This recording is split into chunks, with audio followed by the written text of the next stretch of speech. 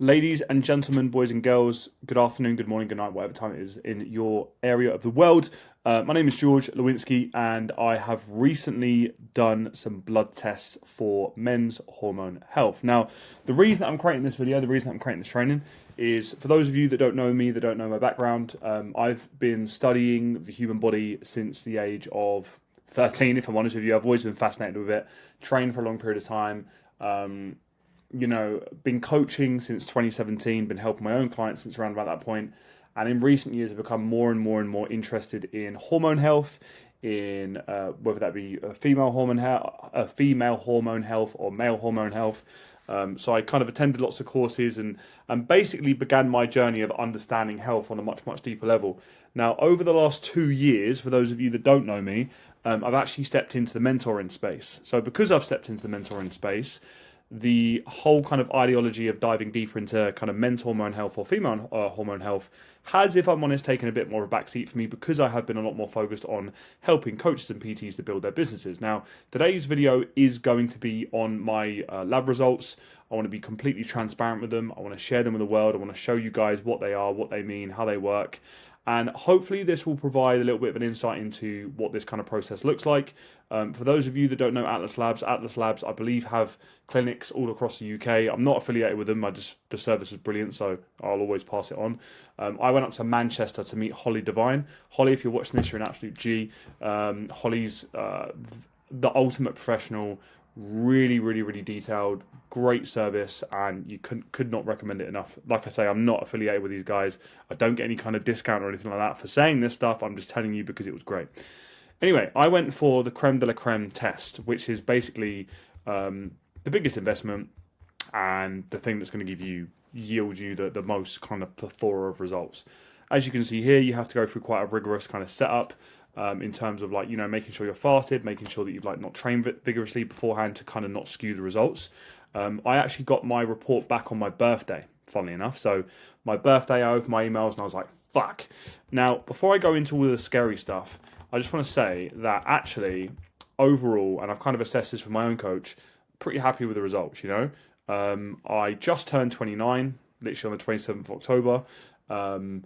I genuinely, without sounding like Eddie Abu, eat like a 99% whole food diet. I very rarely eat processed foods, particularly in the last year. My diet typically consists of kind of like egg whites, whole eggs, spinach, kale, tomatoes, sometimes bagels, chicken breast, sometimes fish, beef, steak, a wide variety of vegetables, blueberries, strawberries, raspberries, bananas, apples, whey protein, yogurt, dark chocolate, peanut butter, kind of fatty oils. That genuinely makes up pretty much my entire diet. And yes, of course, I do have foods outside of that, but that primarily is my diet. So I do very, very, very much look after my health. For those, I don't know if this is going to load up my Instagram. Is this going to load up my Instagram? Yeah, for those of you that don't know me, this is me. And in case you're kind of thinking when I go through these tests, maybe you're just not looking after yourself. I have currently been going through a diet. But even with that being said, that's my current rig. So I'm not the biggest bloke in the world, but I'm in good shape. I look after myself, right? And I've been training for quite a long period of time. So that's where I'm currently at. 178 pounds. The leanest I've ever been is 167 pounds. So I'm like 10 pounds heavier than my leanest. And obviously I have been dieting, but again, I've been looking after my recovery, looking after my sleep, looking after all of those different markers. I haven't really put up a lot of progress stuff on here. I did actually put this up recently, and again, I'm showing you guys all of this so you get a bit more of a story on my own kind of blood markers, because you may look at these things and think, maybe he's really skinny, maybe he has no muscle, maybe he's really overweight, maybe he's just unhealthy. And realistically, right now, I know I am pretty lean. But I'm certainly not going to stay this way for a long period of time. I do not live my life in this manner. This is me pretty close to my leanest. So yeah.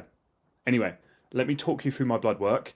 There will be certain things within my blood work that I do not fully understand, and that's why I've got a coach in my corner to talk me through them. But realistically, there are a couple of things that jump out to me that are pretty worrying. Anyway, you guys don't really need to see the rest of that. Let me go back to here. 2 seconds. That is my cat, and I want to make sure she's okay. Right, let her out now. So the reason I'm sharing this with you, right, is because I can't remember where I was at, but essentially overall health markers are in a pretty decent spot. I do have arthritis in my right knee and in my right ankle, but I don't currently take any medication for it. In fact, I don't take any medication for anything. Supplementation I take, creatine, krill oil, 8,000 IU a day of vitamin D. What else? Zinc, liposomal curcumin, liposomal glutathione, but not year round. Hydration is always kept in a good spot. Basically, what I'm trying to say, guys, I'm trying to paint the picture of the fact that, if you had like your average guy or girl and you had to kind of quantify if they look after their health and fitness or not, I look after it a lot.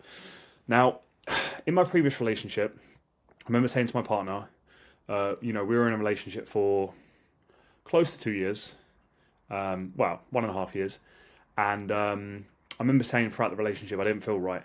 Something didn't feel right. Like I couldn't really put my finger on what that particular thing was, but things just didn't feel too great.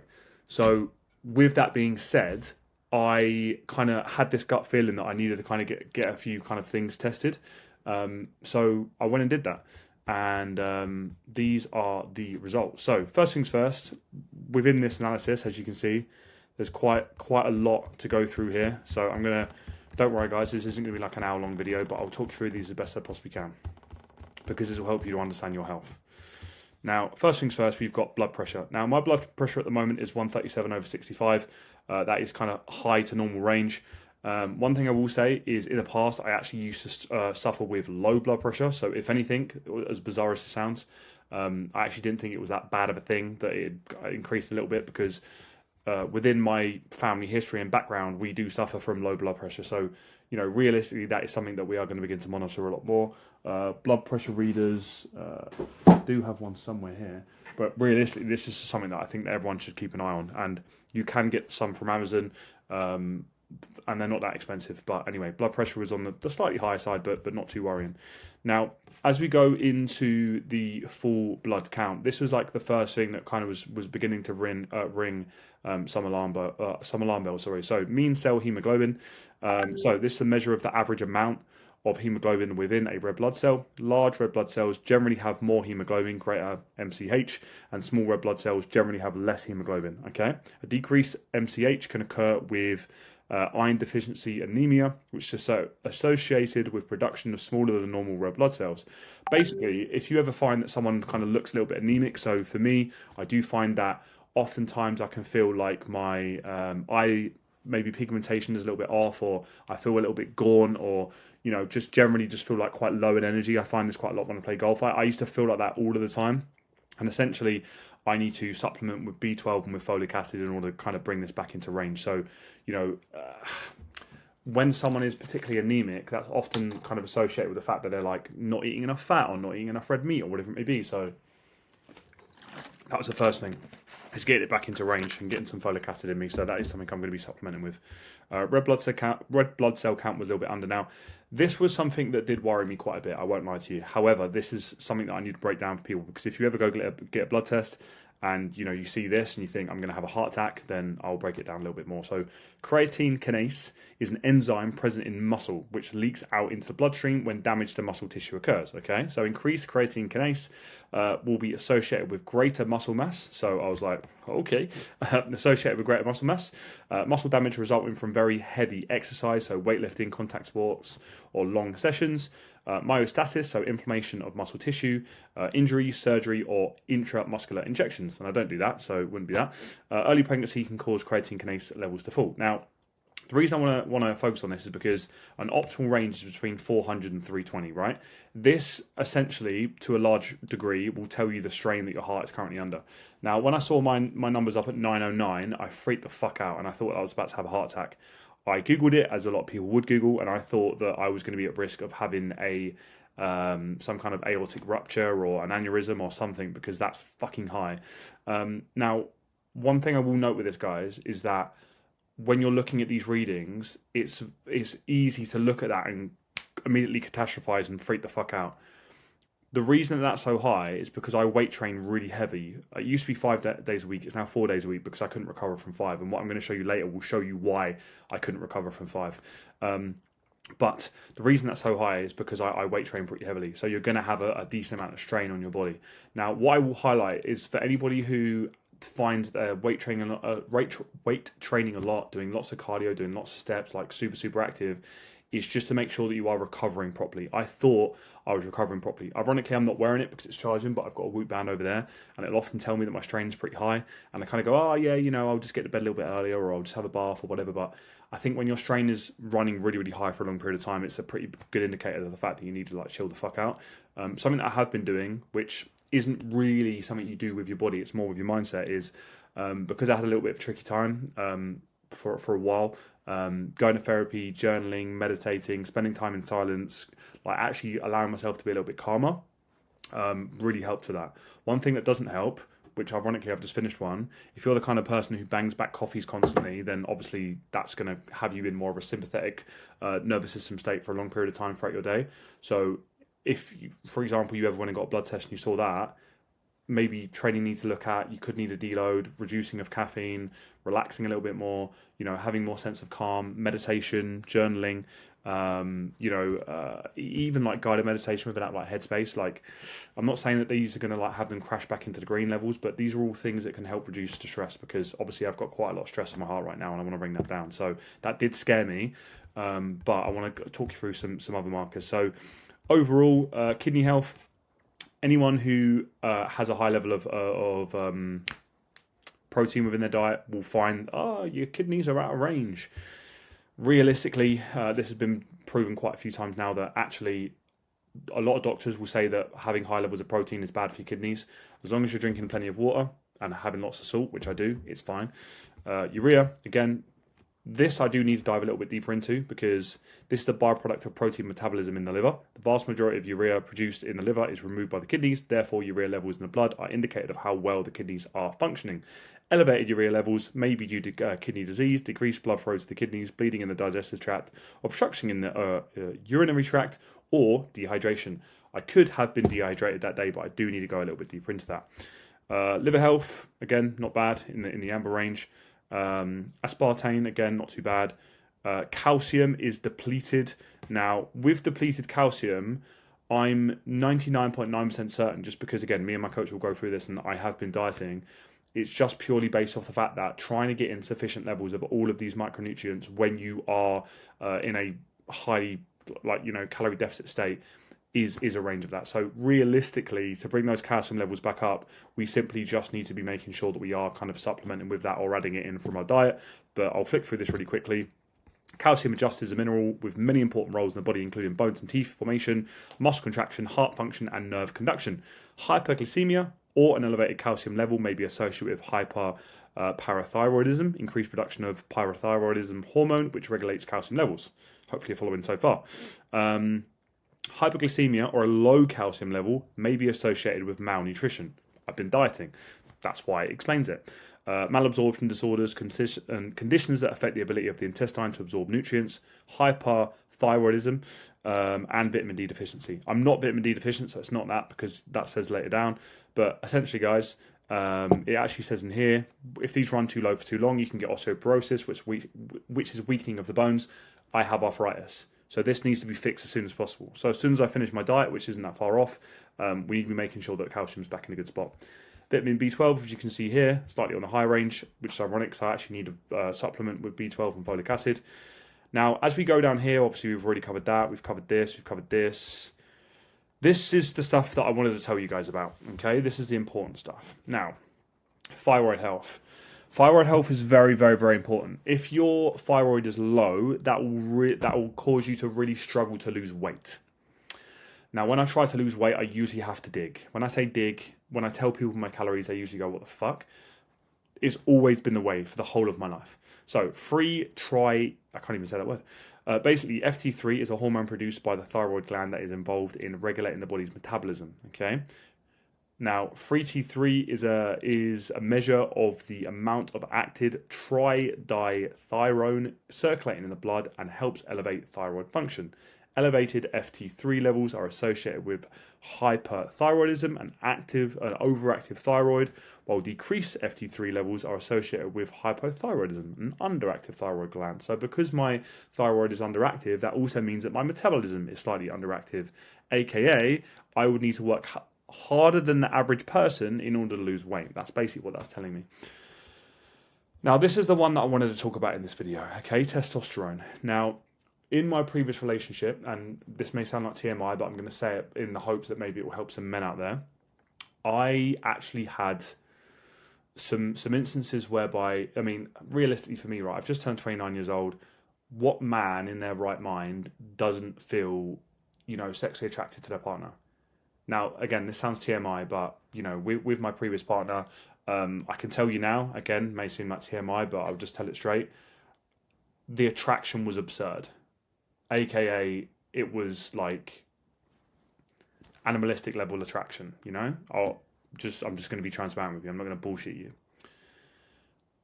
Now, when you have that level of attraction to someone, you don't really notice your test levels being low.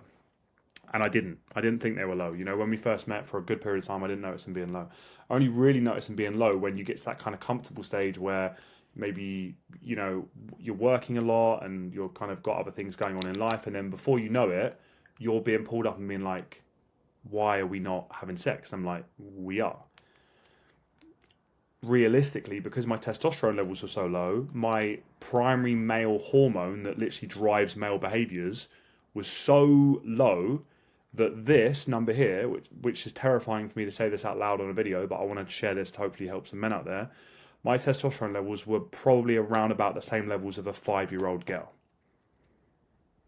And it's actually embarrassing to say that out loud, but they were genuinely, what I say, they are right now, as of 3 days ago, the same level as a 5-year-old girl. A lot of that is genetic, a lot of that is environment, lots of stress in my life. I have been under quite a lot of stress for a few years now, and that's reflected on that. So testosterone is a steroid hormone produced by the testes in response to luteinizing hormone from the pituitary gland. Testosterone stimulates sperm production and influences the development of male secondary sexual characteristics. Increased testosterone levels may be associated with hyperthyroidism, an overactive thyroid gland, which obviously links up to this. Where are we? So we've spoken about that. Testosterone stimulates sperm production and influences the development of male secondary sexual characteristics. Increased testosterone levels may be associated with that. So, testicular cancer, steroid use, or testosterone-producing adrenal gland tumours. A low testosterone may be due to hypothalamic or pituitary dysfunction, infertility, or testicular damage, i.e. damage due to alcoholism. Okay, I read that and I literally said to myself, I'm never drinking alcohol ever again, because I can't lie to you guys, I want to have a big family. And if someone asked me, realistically, like, I mean, this is literally at the top of my priority list right now. Like, I want to have kids, I want to have a family, and I want to make sure that I'm healthy, and I'll do whatever it takes to make sure that I can be healthy. Hence why the diet and the training and the exercise and the recovery and the supplementation, like, I want to make sure that I'm in the best spot possible, right? Studies have shown that testosterone levels may vary with stress. Been under a lot of stress, a hell of a lot of stress. So much stress that I couldn't even fathom to you guys like how deep I could go into that. And little bit of a side tangent here. What I have found is, from going back through my own therapy journey these past few months and doing it at quite an intense level and really focusing on myself, I have certainly started to notice that stress levels have significantly reduced.